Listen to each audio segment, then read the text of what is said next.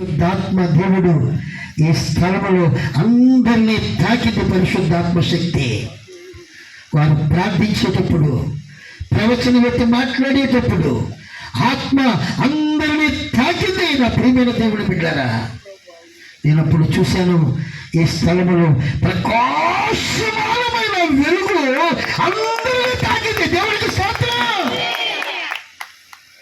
దేవుడు రానున్న దినాల్లో నిజంగా గారు చెప్పినట్లుగా ప్రార్థించే గుంపులను దేవుడు లేపబోతున్నాడు.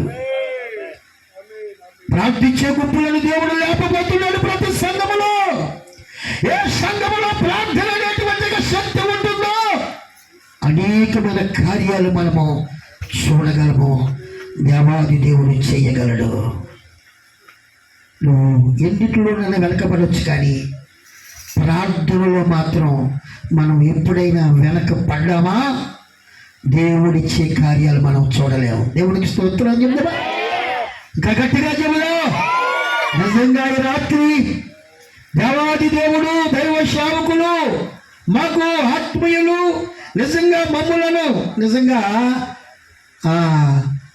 ప్రతి నెలలో లేక ప్రతి వారములో మమ్మలను ఆర్థికంగాను ఆత్మీయముగాను మమ్మలను బలపరుచుచున్నటువంటి దైవ సేవకులు యేసరత్నయ్య గారు ఈ దినాన్ని మంచి సేవకులను మన మధ్యకు తీసుకొని వచ్చారు.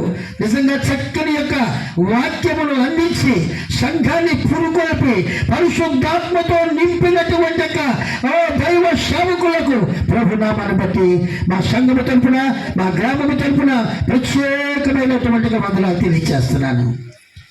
అలాగే మాకు అత్యంతమైనటువంటి ప్రియులు చాలామంది ఉన్నారు. నిజంగా తీసుకెళ్ళా కాదు, మన మీద ఉన్నటువంటి